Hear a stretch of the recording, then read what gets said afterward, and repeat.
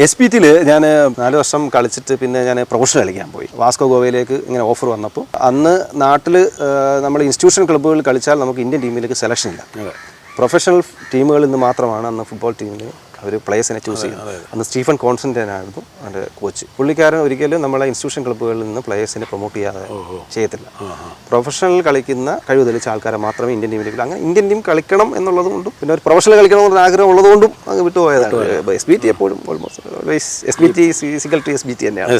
അല്ല, പഠിച്ചത് എക്കണോമിക്സ് അല്ല, അപ്പോൾ കുറച്ചുകൂടെ പലരും ചോദിക്കാറുണ്ട് നമുക്കിപ്പം ജോലിയെ സംബന്ധിച്ച്. ഇപ്പം കളിക്കുന്ന സമയത്ത് മിക്കവാറും എല്ലാ ടീമുകളും ഓഫർ തന്നിട്ടുണ്ട്. ജോലിയുമായി ബന്ധപ്പെട്ടായാലും ഏത് കാര്യങ്ങൾക്കായാലും നമുക്ക് ഓഫറുകൾ തന്നിട്ടുണ്ട്, ഇഷ്ടംപോലെ ടീമുകൾ. പക്ഷേ നമുക്ക് അപ്പോഴൊക്കെ ഇപ്പം റെയിൽവേ ആയാലും RBI ആയാലും SPT ആയാലും KCB ടൈറ്റാനിയം. പക്ഷേ നമ്മൾ എന്ത് ചെയ്യേണ്ടി വരും? നമുക്ക് നാട്ടിൽ നിന്ന് കളിക്കേണ്ടി വരും. നാട്ടിൽ നിന്ന് കളിച്ചാൽ നമുക്ക് ഇന്ത്യൻ ടീമിലേക്ക് എത്തിപ്പെടാൻ കഴിയില്ല. അപ്പോൾ അതുകൊണ്ട് രണ്ടും കൽപ്പിച്ച് അങ്ങ് പോയി.